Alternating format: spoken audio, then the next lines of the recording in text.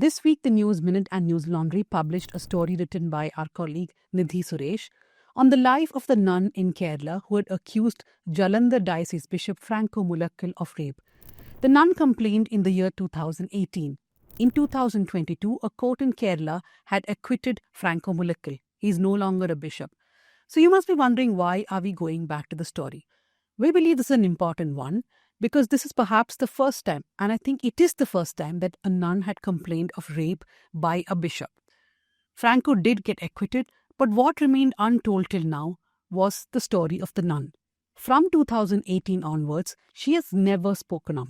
She's always been represented by 5 other nuns, including her biological sister, who you must have all seen holding those protests in Kerala. Their pictures had gone viral across the world as people applauded these nuns for coming together in protest. This is the first time that the survivor nun has talked about her story, about what happened to her from her childhood to how she became a nun, and then what happened to her, and how the struggle has been ever since Franco Mulakkal was acquitted in 2022. Because let's not forget, this is not just a story of a nun filing a complaint against the bishop. This is also about the attitude of the church. For years now, the nuns have been ostracized by the church. They continue to live in penury. I don't have any other words to describe it. We'll go to Nidhi to understand the story and how she went about the reporting. How many months of reporting did the story involve? I think we started in November 2024 because one of the challenges was also to get the trust from the side of the sisters to really open up. And we knew from the beginning that it was not going to be a story where we do one sit-down conversation. It's a story that would require going back multiple times and living with them to gain their trust, but also to understand what life is for them right now. So November 2024, we are now in August 2025. So I had covered the protests from 2018 quite a bit. And most of us reporters had spoken to the other 5 nuns. And there was a whole thing called Save Our Sisters, right? Yeah. SOS. It's a group which came together to protect them. But till today, the survivor never spoke. What do you think changed? Why does she want to be speaking now? To be very honest, I asked her this question. Why now? Why to the media? And why she spoke to us? She was very clear from the beginning that it's not because she wants to relive this or wants to tell this story again. She has a few trusted people around her who told her that it's important for people to understand what her life is like now. And she always grew up in the convent believing that anything happened to her, the church would come to her, help and her rescue. So now she has decided to speak as a last resort. It is not that she wants to talk to the media. It is that she doesn't know any other way to get her story across.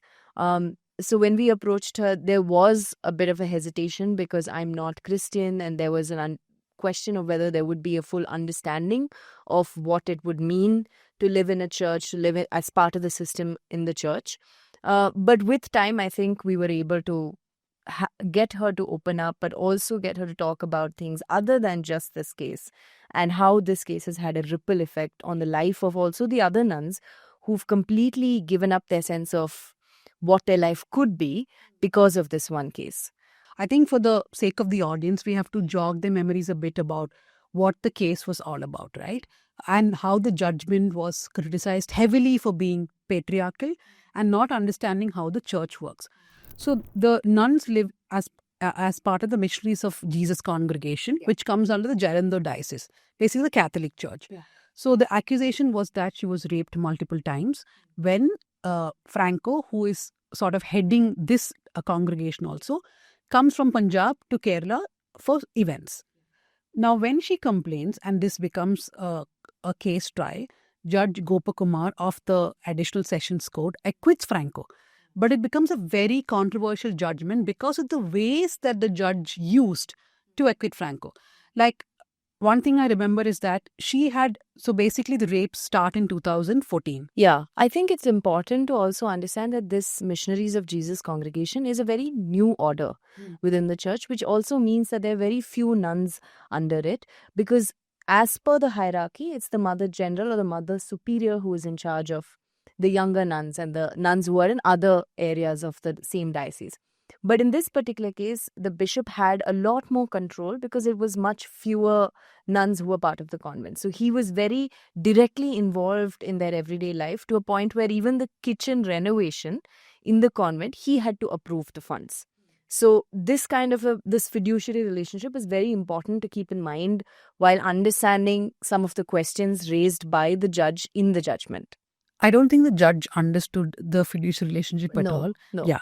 Okay, so now to just explain the Even though there's a whole section about power and lust in the judgment. Exactly. So to explain the judgment in a nutshell, there were many witnesses, but the judge actually said all the witnesses were not trustworthy, including the victim herself. He kept questioning as to why was her first statement to the police different from what was recorded, and she kept saying that as a nun, it was very difficult for her to use certain words like rape or penetrative sex, things like that. And the judge said, no, I mean, in fact, a lot of criticism had come at that time that when a person who's in trauma goes to the police to record a complaint, they need not be saying everything. The FIR is a record, but it is not the finalized record.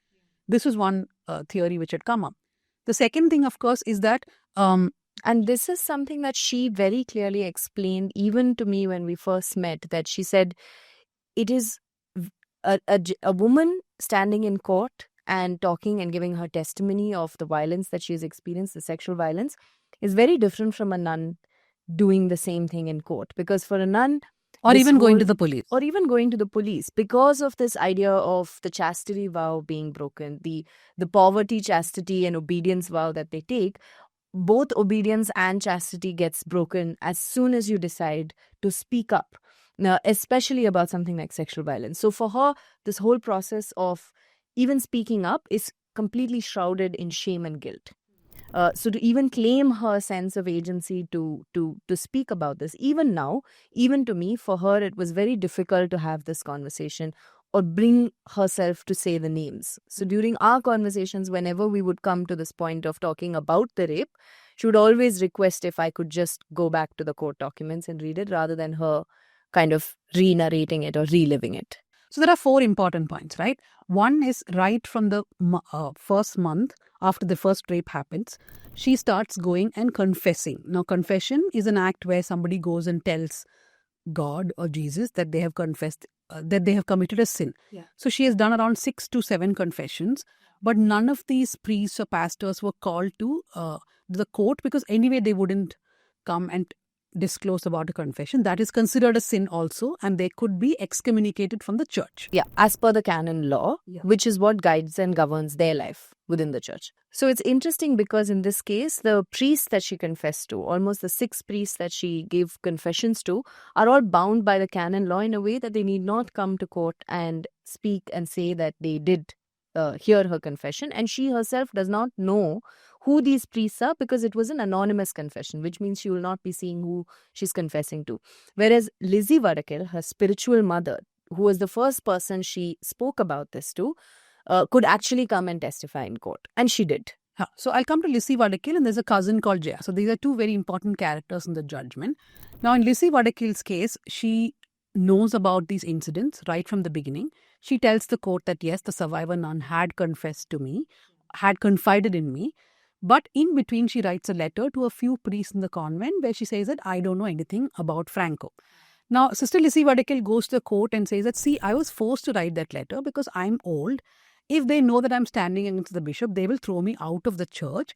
And I thought that it's okay, I can write this letter, but tomorrow I will go to court and say the truth. So the court is like, no. Why did you write that letter? We will take that letter into consideration, right?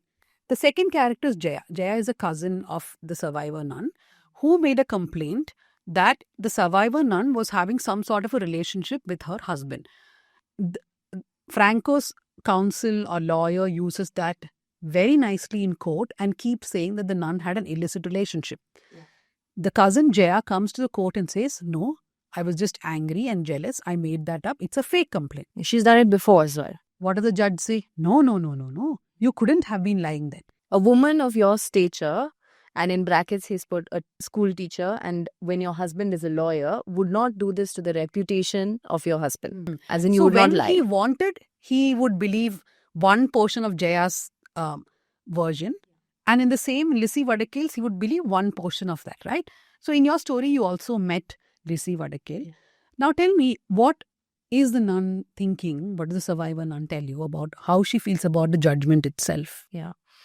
I just want to add a little bit about Lizzie Vadakil there, because it's, for me, what I realized is in this story, each nun actually has her own journey and her own story that deserves its own, narration. But Lizzie Vadakil, I was quite taken aback by, because after she came and testified in court, she was transferred to a convent in Andhra, which she then came and told the court that she was held hostage, to a point where her family actually had to file a missing complaint report. And now she lives under the security, but also surveillance of two policewomen who are with her at all times.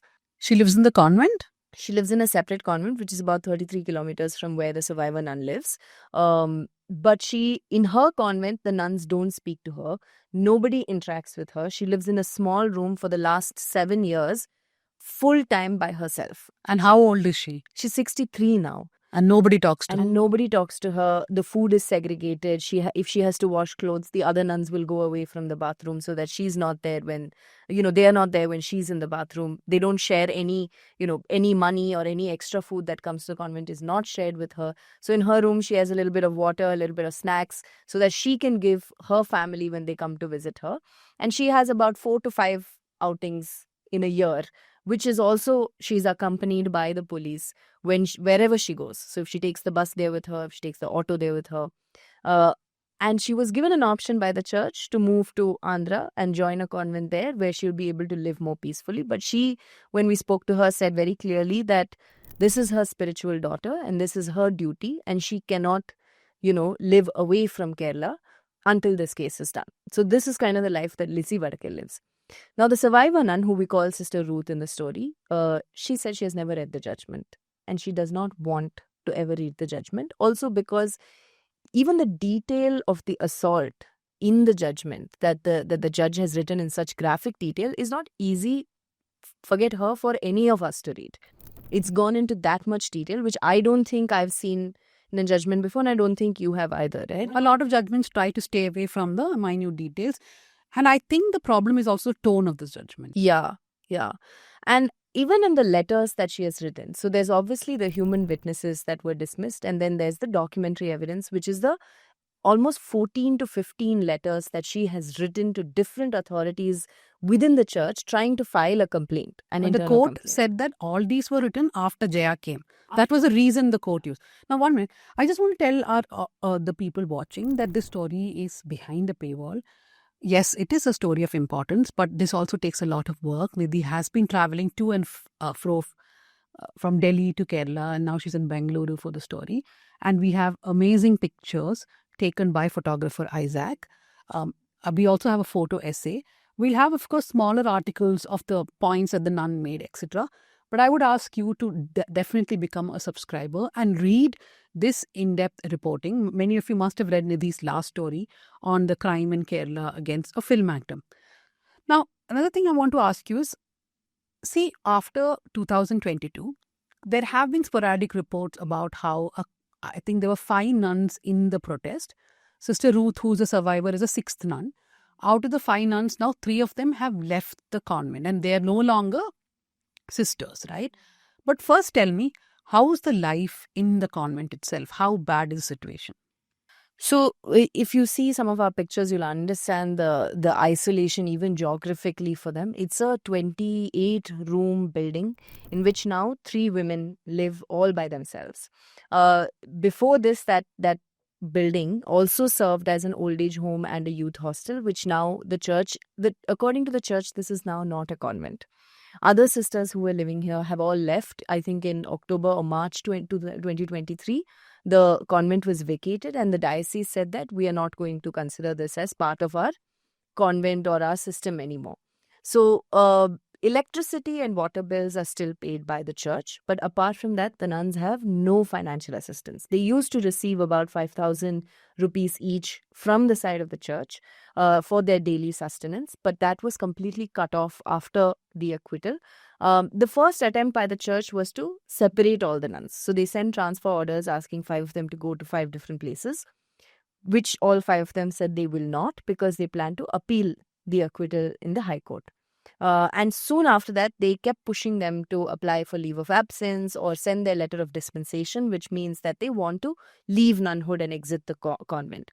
But it got to a point where at least 2 of them left Now- under pressure immediately, almost. No, there was one Sister Josephine who left during the process of the trial because she felt like the process of the trial, which took about 1.5 to 2 years, itself was an extremely excruciating process because there were other nuns who were on Franco's side who lived in the same convent. So they would take out prayers and, candlelight marches within the convent in front of these 5 nuns to kind of completely isolate and it was a fatigue tactic, basically, to tire them out of the system. Because the church doesn't want to be seen as dismissing these nuns from the convent. So Sister Josephine actually exited the convent life during that time. After that, right after the verdict, Sister Nina left the convent. And very recently, Sister Anupama, who was actually the face of the entire protest at Vanchi Square in Kerala, exited the convent. So now it's just 3 of them, one of who is her biological sister. They live in this huge building. They are sustained by the efforts of NGO workers, activists who have come together to give them some monthly stipend, some monthly amount, who visit them regularly. They have once a month, they have online, the SOS group kind of does a group therapy so that they kind of don't lose faith. But it's a very eerie place to be. Like every time I would go, I would stay for a day or 2, and it's so lonely. I really don't know how, they kind of pass every day. And this time I asked Sister Ruth, how do you kind of, will yourself to keep at this fight? Because this is now a long fight, and she knows that it's going to go to High Court, it's going to go to the Supreme Court, and nothing short of another 15-20 years, I'm assuming. But now she says that till now, she never thought she had the strength to fight this, but it's got to this point that she's going to just take this forward. And she, in her own words, says that this is the place I will end in, but this is the fight I'm going to take forward. Mainly because during this time, even though she did not get vocal support from the nuns or the sisters within the church, she said a lot of them called her privately and did tell her that they are finally able to sort of resist or think that it's even possible to say no, which she says is the strength that she has gained to continue this fight. So it's a very, very difficult existence.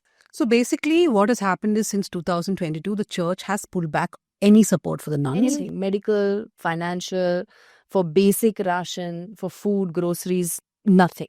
So this is basically the church's payback for women who actually complained about sexual assault in the church. Yeah. But of course, the church can always claim that, look, he got acquitted, which means your complaint was not true. Therefore, we do not have to treat you well, right? But I wish the church will just relook. Yeah. You also met Franco. Yeah. Where is he? Well, he lives about 30-35 minutes away from where the nuns live. And he lives in a retreat center. He's, he said he voluntarily resigned, but he was asked by the apostolic nuncio in India. He was called and said, you must give in your resignation. I think about 7 months after the verdict. He also went and met Pope Francis, the late Pope Francis, in February 2023. And I must add that the nuns have written at least 4 to 5 letters addressed to Pope Francis, which have not been responded to even once. Franco makes a request, he goes all the way, meets Pope Francis, comes back, he files his resignation, and he resigned on an honorary distinction, which you receive as a bishop for the services that you've done. The church gives this to you. And now he conducts counseling for children and families. He does something called charismatic counseling, which is basically he spends his time in prayer and then addressing concerns of locals around in Kottayam. Nidhi, so when people point out to me saying that, look at what happened in the Dilip case, it has gone on for so long. Like there are so many women who went to the HEMA committee and said that these are complaints they have. A lot of them would say that, look at what happened in the Dilip case, a trial is not over. The other example they would take is of the Franco case, saying what happened? He was acquitted, right? But in one way, if you look at it, though he got acquitted, Yeah. he is not the bishop anymore. Yeah. And he will never become the bishop anymore, right? So, and that is a huge thing we don't even see pastors or priests stepping down if there are assault allegations. But for a bishop to have stepped down, also at some point the church realized that it was not feasible to have him. Yeah, and in fact, this is something that Father Vatoli, who is part of one of the allies and one of the few priests in the church who have actually stood by her, said that this is actually the victory of the nun, because nobody thought, including Franco, one of the things he mentioned while speaking, and I was quite surprised by, is how disappointed he is in the church. During the conversation, he asked multiple times, who actually supported me in the church? Nobody showed up. Nobody showed up to voice their concern, because the image that the media had at that point, and even the posturing that the church did, given if you look at how many people visited Franco when he was in jail, it looked like the church was going to shield Franco and not abandon him. But he was hoping that right after the acquittal, he would be reinstated to the position of being Bishop of Jalandhar. But the church was quiet. They didn't say anything until he started getting restless. And then the nuncio said, the best thing for you to do now is to resign, which is what the nun now considers her small victory, that despite the judgment, despite everything, he could not go back to his position. And he's fairly young. But to be very cynical, Yeah. I don't know if we can count that fully as a victory, only because when the church decides something like this, it could also be because of rivalry of somebody else who wanted to become the bishop. Yeah. Yeah. So Which is what Franco calls it. Yeah. So it could be all those reasons together, right? So I think I'll end the conversation by just asking you about their life. There are these pictures in this photo essay by Isaac. Yeah. I mean, you should read it and also look at this photo. There are chickens and there's fish. Yeah. So during the trial, because there were other sisters who used to support Franco living in the same convent, one of the things that, nuns do on their everyday life very, very diligently is duties that they have to keep the place clean. Each one has a duty list.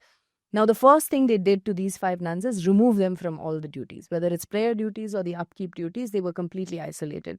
So the activists who were supporting them then actually went and gave them chickens and said, just to spend your time and not lose your mind, why don't you look after these chickens? When I went there, Sister Alfie used to go every morning and clean the chicken coop. And one day I asked her, so are these to eat?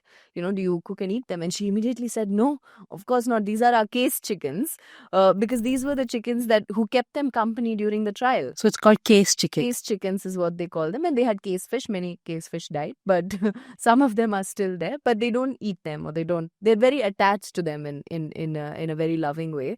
So this is how they spend time, that they kind of look after the place around them. They're growing as much vegetables as they can so that they don't have to buy it from outside. A little bit of things like the ration, grains, oil, masala, they get some money from activists and supporters, which is how they continue their sustained living there.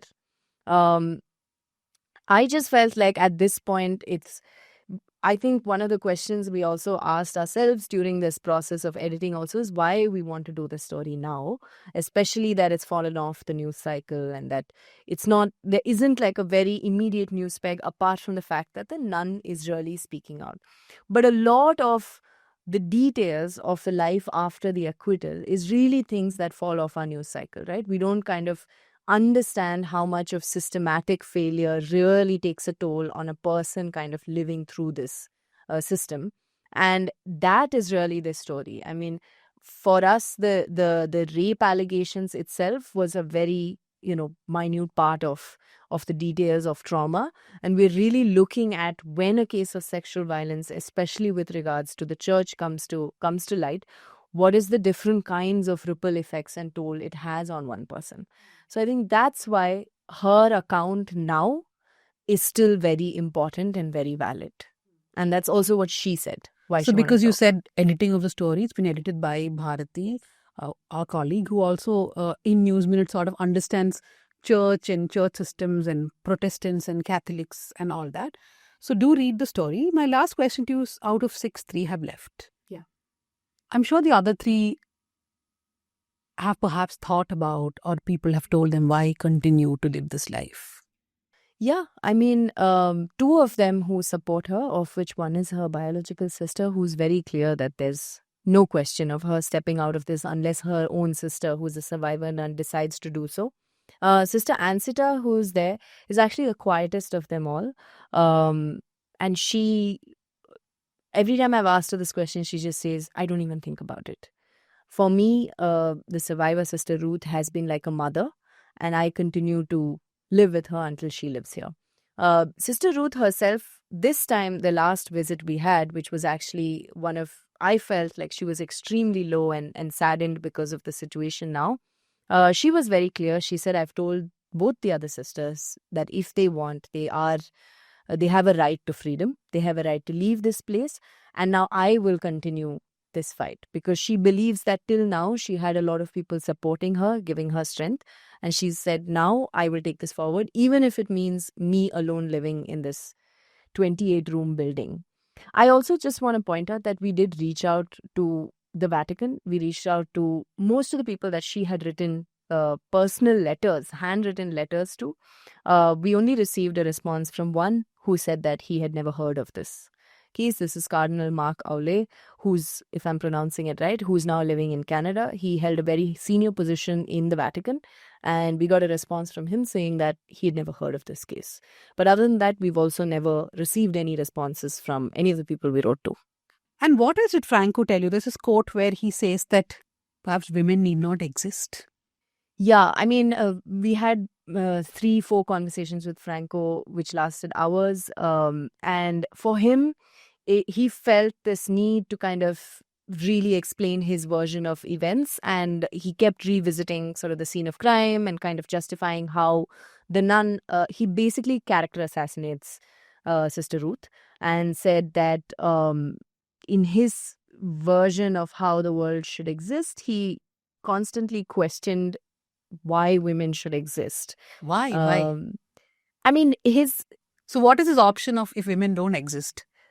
So he's very smart in how he narrates it. He never say like, this is what I think. He kind of says that my question is that if there was AI and there were plastic dolls and women were for sex, then do we really need women? Do we really need women, Nidhi? That's what I asked him. And he asked me, he said, if you think about it logically, do we really need? But he very quickly followed it up with, yes, but of course they're good companions, and, they're also for more than just sex, essentially. But he had very difficult ideas of, I mean, they were difficult for me to swallow while speaking to him about even the scientific way of investigating rape, right? Like, he believes that the 2-finger test, which was banned by the Supreme Court in India, is actually very valid. He constantly questions the presence or the fact that the hymen breaking is a very valid point in proving sexual promiscuity or whatever, character assassinating her, right? So he has this finger theory where I'll say that. This much is enough, yeah. No, I feel like we should bring out his wildness. So he has this finger theory where he says that if you can insert 1 finger into a woman, she's a virgin. If you can easily insert 2, she's married. If you insert 3, then she's loose and has had sex with multiple people. So he believes that there is a way to determine whether the hymen was broken by sex or naturally. And this kind of a forensic test must be conducted in rape examinations in India. He also believes that there are most of the rape cases filed today, in fact, all the rape cases filed today, he said, are false, because if a rapist is smart, one would murder their victim and not let them live in order to testify, which was also a way for him in the conversation to absolve himself. I didn't kill. So this is false. So it's a very long conversation where there were a lot of things said. We've put some of it into the story. Okay, so do read the story, and I think one of the takeaways that all of us should have is the support system, which also was there for the nuns, right? there's also constituted of people from the Christian community itself largely. So we have to really appreciate their efforts, and so many of them who we have quoted in the story too have stood with these nuns for so long. I mean, there are people who just visit them, just call them to give them company, and that is how their spirits are, I mean, just up a little bit, I guess. So thank you, Nidhi. Yeah, I just want to thank thank a bunch of people who really worked on the story. Ahana, from the beginning, she was helping me a lot with research. Neelima and Kartika had the Herculean task of transcribing some of the conversations, which would have been very frustrating to do. But also, such long form stories are never done just by one person. There's a whole team. There's Yana and Shwet from social media who really work on distilling a lot of this that goes out on social media. And then there's, of course, you and Bharti who really help with editing and keeping me on check and not letting me write too much. So yeah, I really think that there's a lot of people who go into making this. And Isaac, Nico, of course, who took some of the most beautiful pictures for the story. And I'm so glad we got photographs for the story, even though you had no faith in it. I did not have faith. But if I have to spend money, then should I have photographs is my only question, right? Yeah. So which is why you must subscribe to read this story, because so much has gone into bringing out It the really story. takes a village to produce a long story. So do read it on the News Minute and News Laundry. Thank you very much for joining us.